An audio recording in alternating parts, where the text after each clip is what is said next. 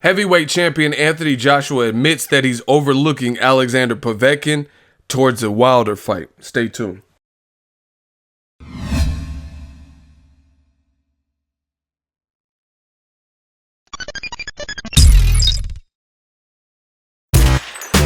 Boxing Ego here. If you like this video, make sure you hit the like button and also subscribe to the channel and hit the bell icon on the top of your screen to get notified when the latest new content drops. 1. What up, fight world? It's your boy Ego and I'm back with some more boxing.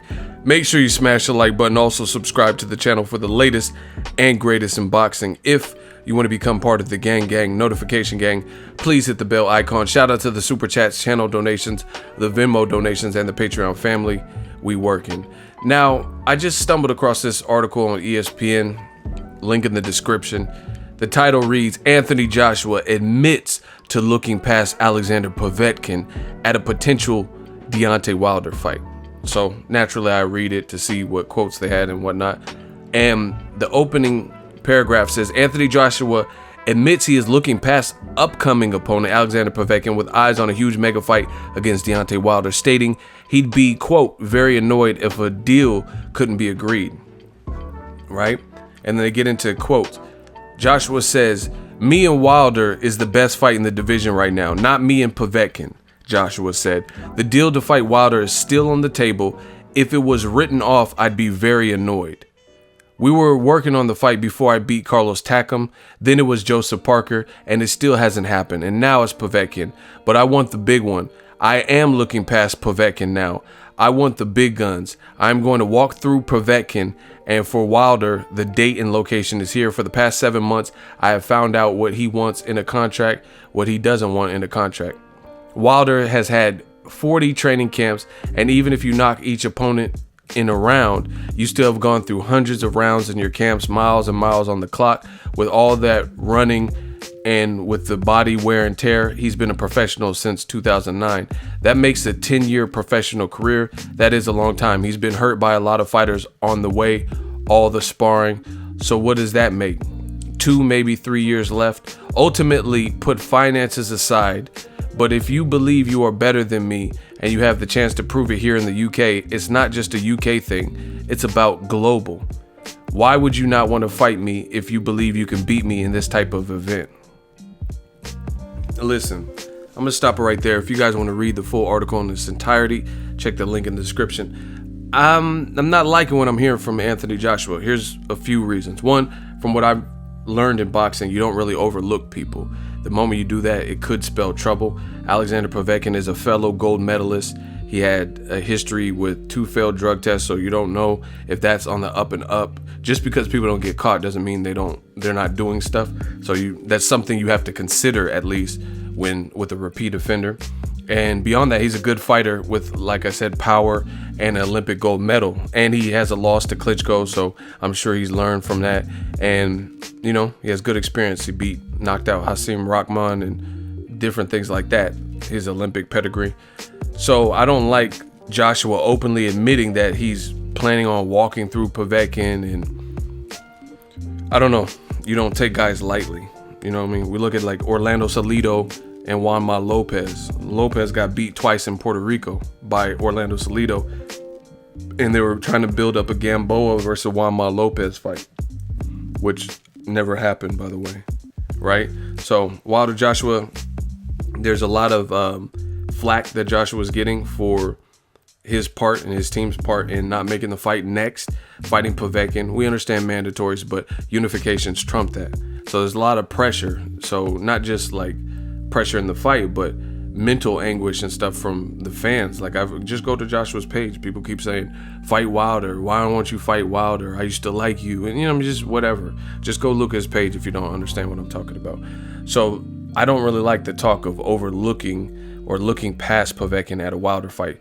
But beyond that is you had an opportunity to fight Wilder next, you and your team. And it was like the runaround. Every time something came about, oh, fight in America for $50 million. That's our offer to your offer. We didn't like the 12.5 flat, so we came up with our own offer. You take that in America, here's some of our terms, blah, blah, blah. And then they say, hey, we want to fight in the UK. Okay, now that they agreed that they want to make the fight in the UK, then it's just something else. It's like, oh, we don't have a date and venue on the contract, and we'll have the contract to you by Friday. And then Eddie Hearn admits he didn't have the contract on Friday. He said, I'll have to send it to you on Monday. And then Monday, they get the contract and they say, hey, we only have 2 small issues, but we're ready to sign once we move past that. And then the WBA steps in, and all of a sudden the fight, they have 24 hours to agree to perfect. It's just been a mess. And most people understand the energy and who created these obstacles, because this has all been what Eddie Hearn and Joshua have basically stated, just at different points. You just have to be able to sift through all the other stuff that they've said, right? You can listen to Joshua say, hey, I want to fight Wilder next, but at the end of the day, why are you fighting Povetkin? You're the A side. You should be able to call the shots. So, and what makes it worse is Tyson Fury is supposed to be in deep negotiations with Team Wilder. So if that fight happens this year, that'll be further proof that a British fighter and a UK fighter, or a UK fighter and a USA fighter, can come to terms fairly simple, because this kind of came out of nowhere. And then Fury confirms that Frank Warren. So how is it that Frank Warren can potentially work on a deal and get it closed up and sealed for the end of this year, but Eddie Hearn can't? You know what I mean? Matchroom, Team Joshua, right? Wilder said he would come to the UK. You could have came to the USA. There was different options. So there's a couple of things. I'm starting to wonder if Team Joshua uses like a PR person, because some of the stuff, it just makes the team, what is being said, what's coming out of the camp, just in general, it looks suspect. Like Joshua telling the fans to train and fight Wilder themselves, and I'm not going to be rushed. No one can force me to do anything. I'm going to move at my pace. Just statements like that. And then I'm looking past Povetkin. It just seems like real bad timing for this. And then he's making statements like Wilder's had 40 training camps, and even if you're knocking all the guys out, you put a lot of wear and tear in your body. So how many years does he have left? Like, it's like, are you expecting him to be old, or I don't know. To me, that was a weird statement. It's just, I didn't really understand that. I understand what was the concept of saying that. Like, you're banking on Wilder losing athleticism or having a lot of mileage on him. He's like, oh yeah, he's been a professional since 2009. But what does that have to do with it? He still has power. He's still a champion. So, I mean, who cares what you believe he has left in the tank? You know what I mean? And then another statement that is mind-boggling is, quote, ultimately put finances aside, but if you believe you are better than me and you have the chance to prove it here in the UK. No. Like, how can you say put finances aside? That is something that needs to be considered in a mega fight. You know, Pacquiao got offered 40 million flat for a big fight with Floyd Mayweather, but it wouldn't entitle him to some of the revenue on the back end. You know what I mean? So you can't just say put finances aside.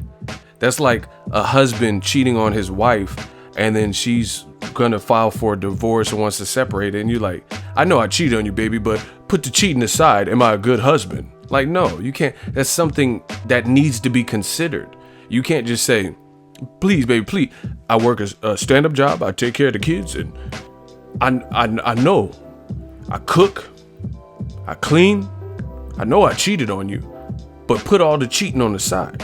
All the side bitches and side chicks I crept with, put that to the side. You can't do that. You can't say ultimately put finances aside, because that's part of the equation in a mega fight when you're bringing two parties together. You get me? You see what I'm saying? And if it's so easy to put finances aside, then why don't you give the man a percentage? If money's not really the motive, or instead of you making 40 million, give 10 million of your purse to Wilder to get it done, and then add that to whatever Eddie Hearn was offering him. You know what I'm saying? If you could just put finances aside. So I don't understand these statements from Joshua. He's saying stuff, and he said stuff like this before when they did the DAZN press conference. He was like, oh, everyone keeps talking about money. There's enough money. There's enough money to go around. Okay, if there's enough money to go around, why won't the man get a percentage? You know what I'm saying? And you saying put finances aside, but you guys, Joshua's side is not, they're not leaving their perch either. You know what I mean? They're staying steadfast and true to, we're the A side. We want the lion's share, and you get a flat rate. Eddie Hearn even went as far as saying that there's no further negotiations. He has the contract, Joshua's going to sign it, and our stock is going to grow with the Povetkin fight, and Wilder's is going to either stay the same or go drop, you know what I mean, for whatever reason. And if he wants to fight in April, fine, take 15 million. So how is it that Joshua's saying, hey, put finances aside? You know what I mean? But you're stern on the 15 mil. And like I said, who's going to sign for a contract without seeing Joshua's next fight? Who's going to sign without, how are you entitled to 15 million flat as of right now, as of what you've done right now, without knowing what you're going to do next, what type of performance you put on, what type of crowd you draw, what type of anything? You just sign right now, right? Like, it doesn't make sense, because like I said, if Deontay Wilder goes in there and fights Tyson Fury, has a good fight, and then knocks him out, then his star power will grow. If they put him in Training Day Part 2 or a TV show like Power or something, and then people love his character, that helps his star power. So you can't just say, oh, we're the A side, the B side, he's not a big enough draw, and you don't know what's going to happen. You don't know what the future holds. So I don't understand what Joshua was talking about. Ultimately, put finances aside. That sounds like the same talking point from Barry Hearn when he was basically saying, hey, if you feel you could beat our guy, then just fight him. But no one's trying to get raped, no Vaseline, just to fight under, you know what I mean, like labor laws and slave sweatshop conditions, slave contracts, just to prove that they're the better fighter. Like, why do you have to get like done over in the process? You know what I'm saying? Like, it's like, hey, if you think you're the best griller, then work at my burger restaurant for $4 an hour. No, it doesn't work like that. I am confident in my ability. I'm confident that I can cook, but I'm not gonna just work whatever just to prove your worth. And if you work here for a year, maybe I'll give you a rate. No, it doesn't work like that. You get what you are worth in the beginning. You know what I mean? So yeah, read the article. Tell me what you guys think. Joshua admits to looking past Povetkin. I don't think that's a good idea. And again, if Tyson Fury and Wilder do come to a deal for this year, then I think the winner of that fight, their star power grows more than Joshua Povetkin winner. You know what I mean? Especially if Joshua beats Povetkin. That's just my opinion. Let me know if you think it's wise for Joshua to openly admit that he's overlooking Povetkin. Make sure you smash the like button as always. Hate, comment, and subscribe. Till next video, Ego sign off. So if you enjoyed this video and want more content like this on the channel, you can show your appreciation by going to the PayPal donate button or the YouTube support button. And you can donate any amount that you feel is equivalent to the value of this video. Much more to come. Thank you guys for your support. Boxing Ego, the future of boxing.